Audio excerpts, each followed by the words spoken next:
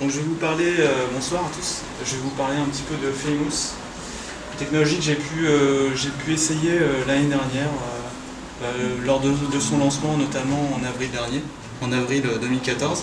Il y en a peut-être qui ont déjà essayé la techno ou pas? Non, ça dit rien à personne? Personne n'a entendu parler de Famous? Donc c'est super. Donc Famous, qu'est-ce que c'est? Rien à voir avec David Guetta, hein. C'est pas le dernier album. C'est un beau bébé, je dirais. On a été assez surpris lors de son lancement. Alors c'est issu, en fait, c'est une boîte, Famous, hein, qui a été créée par un Américain qui s'appelle Steve Newcomb. Et c'était le CEO de PowerSet.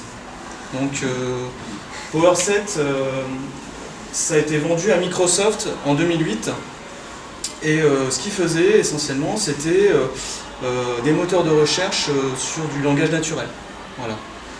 Ça a été revendu 100 millions de dollars.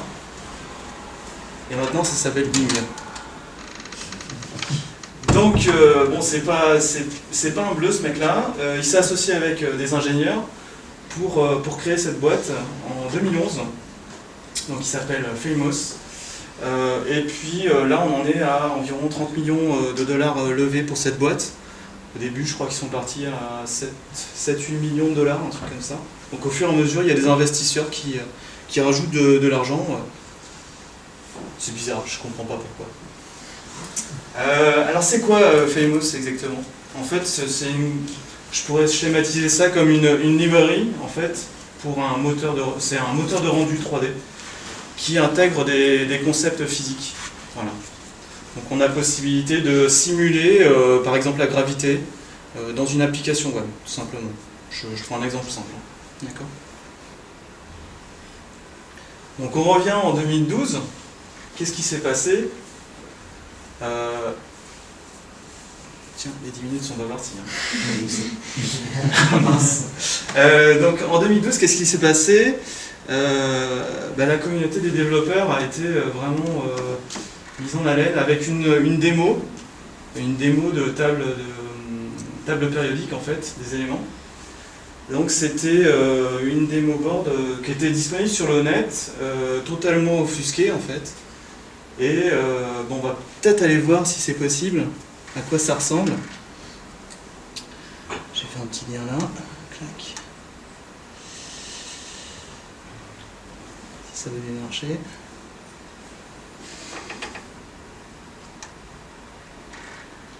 Clac. Donc on dirait que c'est une vidéo, mais c'est pas du tout une vidéo, hein. C'est du JavaScript qui génère en fait tous ces éléments-là, qui correspondent donc à une table périodique des éléments. Pour les chimistes, ils apprécieront le petit clin d'œil. Et donc, alors ça utilise plusieurs technologies, hein. Ça peut utiliser du Canvas, du DOM, hein, tout simplement, et puis du WebGL. Mais à l'époque, en fait, bonjour. Bonjour, désolé.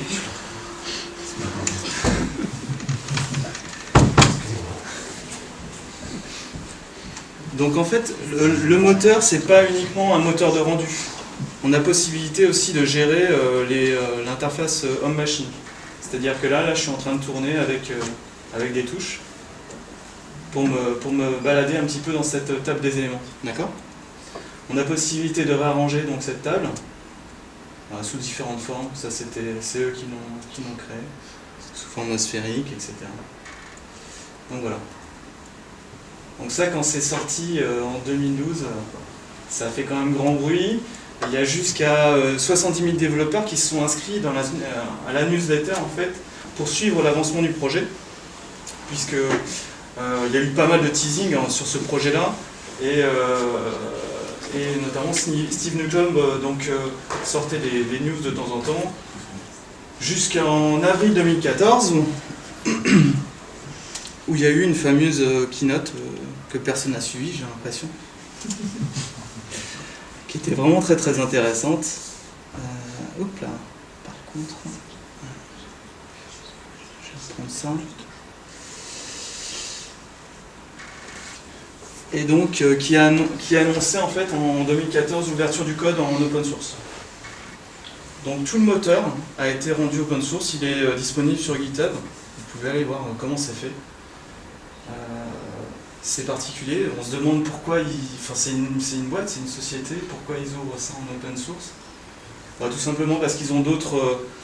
ils ont une stratégie différente en fait, ils veulent créer notamment des outils pour, à la base sur du Famous en fait, pour les designers, ce genre de personnes sur le web, voilà, simplement. Donc en avril 2014, eh bien, ils ont fourni quelques exemples. On va en regarder un ou deux. Si jamais, non, ça ne va pas être là. C'est pas grave. C'est ça. C'est ça. Et donc le premier.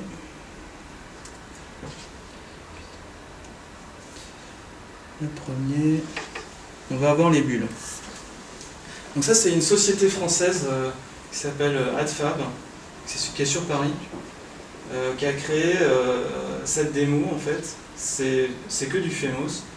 Bon, là j'ai rajouté un petit iPhone, je me suis fait plaisir, mais les sources sont disponibles ici, hein, si vous avez des bons yeux. Ça s'appelle AdFab Connect en fait, et c'était à l'origine pour un célèbre fabricant de bouteilles à bulles, enfin, qui sort des bulles. Et donc, alors l'expérience utilisateur est bien mieux en fait sur téléphone. Si vous allez sur mon adresse là, et que vous regardez avec votre téléphone portable, vous avez possibilité d'interagir avec les bulles. Vous allez par exemple mettre votre doigt par ici, là, et vous allez voir les bulles qui vont s'échapper sur les côtés de votre doigt. C'est assez bluffant honnêtement. Et en fait, là on utilise vraiment le moteur physique de Famous et on interagit directement avec l'utilisateur. Donc là, ça ne le fait pas avec mon pointeur, parce qu'il ne détecte pas de touch en fait, d'événement touch. Mais voilà, je vous invite à jeter un petit coup d'œil. Ça marche? Ouais. Enfin, c'est peut-être un peu petit du coup, parce que comme j'ai mis l'iPhone, c'est pas super.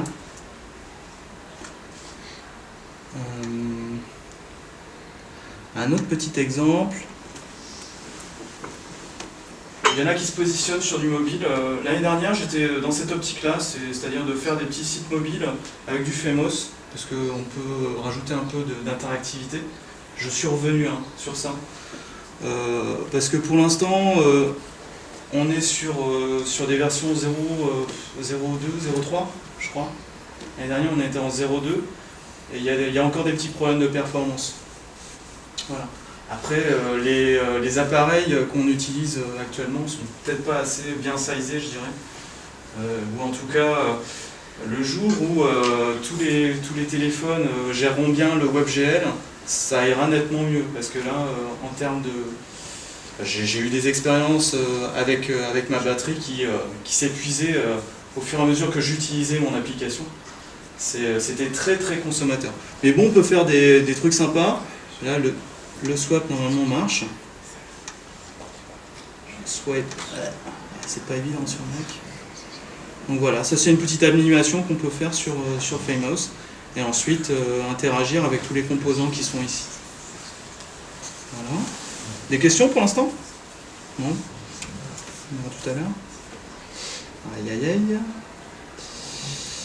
Et puis, donc je vais revenir au slide.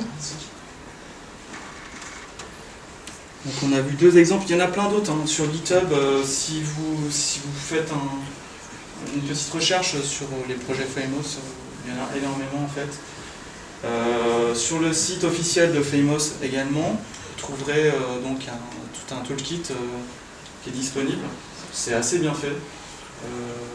Il y a toute une documentation en ligne qui est plutôt bien faite aussi, et très interactive. Et puis il y a une université. Donc on a possibilité de coder directement dans son navigateur pour voir un petit peu qu'est-ce que ça fait. Donc Famous est vraiment très lié à Require.js. Je ne sais pas si vous connaissez. Et on va en fait, donc là c'est un exemple tout simple, où on va donc charger toutes les librairies dont on a besoin. On va créer le layout, ajouter header, content, footer, etc. en haut et en bas. Et puis on manipule les objets comme ça. Je vais peut-être montrer une petite démo en live, ce sera mieux. Clac, clac. Donc l'université, c'est directement sur le site de Famous. Et là, voilà, ça c'est un exemple qui est assez simple. On peut tester. Donc là, on a une surface. Ils appellent ça une surface, c'est juste un div en fait. On va animer. Donc on crée notre surface, le div en question. On lui crée une size. On lui définit une size. Ensuite, on lui rajoute des propriétés qui sont des propriétés notamment CSS. Alors, c'est des propriétés CSS passe-partout. En fonction du navigateur, il va s'adapter. Il n'y aura plus les propriétés spécifiques par WebKit, ce genre de choses à rajouter. Donc ça, il sait le faire correctement. Et ensuite, on va lui définir en fait un state modifier qui va nous permettre donc, de faire bouger cet objet-là. On rajoute au contexte principal le state modifier et ensuite la surface. Et ensuite, on joue avec le state modifier pour lui faire une translation. Tout simplement avec un petit effet de ease in et out. Voilà. Et puis, il y a plein d'autres... alors ça, c'est qu'un petit exemple. Hein. Là, quand on suit cet exemple-là, on peut changer. Notamment là, on a la liste en fait, de tous les effets qu'on peut avoir. On peut changer ça directement en faisant...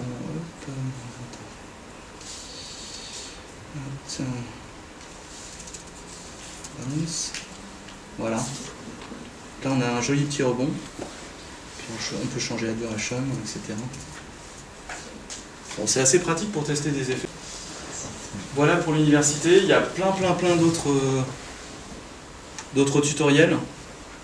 Vous allez directement sur le site de Famous. Là, vous avez les tutos qui sont disponibles juste en dessous. Là. En fonction, il faut commencer par le 101 et ensuite vous descendez un peu dans les niveaux. Il y a possibilité de faire des choses sympas. On va pas tous les faire parce que c'est hyper intéressant. Mais on y passerait plus de 10 minutes.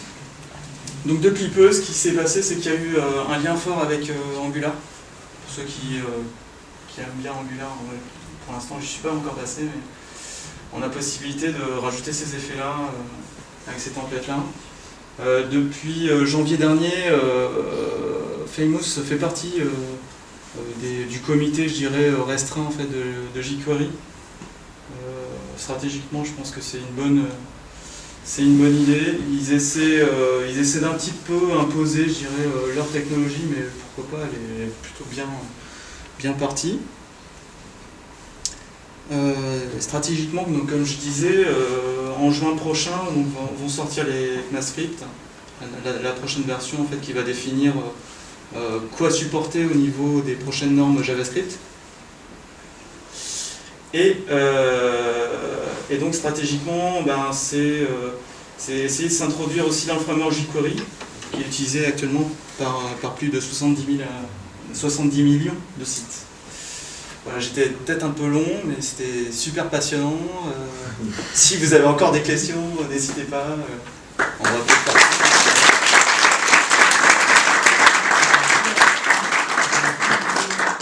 J'ai peut-être même perdu du monde, hein. Je sais pas, on va voir. Alors moi j'ai juste une première question, est-ce que dans le fond vous arrivez à entendre ou pas? Parce que comme il n'y a pas de micro aujourd'hui, c'est un peu... Ok, c'est cool. Comme il n'y a pas de micro du coup, posez vos questions suffisamment fort aussi pour qu'on arrive à capter le son. Je vais répéter. Ouais. Est-ce que tu donnes des cours d'ombre chinoise? D'ombre chinoise? Pourquoi? J'étais bon? C'est lui le formateur? Non, je sais pas. Alors est-ce que ça tire toujours autant sur la batterie? J'ai pas réessayé depuis janvier, je dirais. Mais ça dépend de ce que tu fais. Si tu commences à faire du WebGL, ça peut ne pas tirer autant si tu veux. Mais j'ai plutôt essayé pas mal de DOM pour que ça soit compatible, notamment mobile. Oui. Parce qu'actuellement, c'est très peu supporté, je dirais. À part peut-être Chrome pour Android doit le gérer nativement, je crois, enfin ça doit être activé en fait le WebGL.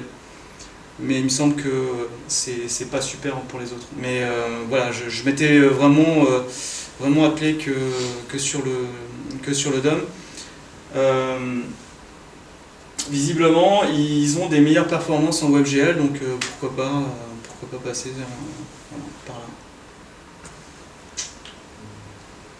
Alors le framework est prévu pour normalement switcher entre les différentes technos pour s'adapter notamment aux contraintes. Maintenant, je ne suis pas allé vraiment trop dans le détail pour savoir comment ça marchait. Le positionnement par rapport à Unity, je ne saurais pas te dire. lui est multiplateforme, Il y a plein de frameworks, je dirais. Comment dire les différents. L'idée de base de Famous est quand même la création d'applications, enfin l'objectif long terme et l'usage dans des UI web. Ouais. Donc de création d'applications, en fait l'idée, et c'est pour le moment c'est vachement tôt en fait, et je pense que d'ici un an on y verra plus clair. Alors c'est tôt, mais l'année dernière il y a déjà eu des startups qui se sont montées justement avec ce genre de techno et qui ont proposé justement des services qui sont basés vraiment que sur du Famous. C'est vraiment développé, tu as des applications web qui sont développées 100% avec Famous. C'est là-dedans que moi je les attends en fait, parce que je pense qu'on pourra avoir des trucs assez sympas, de reproduire l'expérience humaine finalement, l'interaction avec le monde, avoir les mêmes sentiments dans une application. C'est déjà des choses qui existent et là-dedans peut-être on peut attendre quelque chose d'intéressant. C'est vrai qu'ils sont bien dans l'aide à la vente, plus que dans le jeu, les domaines typiques de la 3D. Tu vois, les premiers domaines, c'était la pub. Clairement, c'était des spots de pub qui passent sur les mobiles ou ce genre de choses. Ça s'associait vraiment à ce genre de technique. C'est d'autres questions? Merci Laurent. Merci.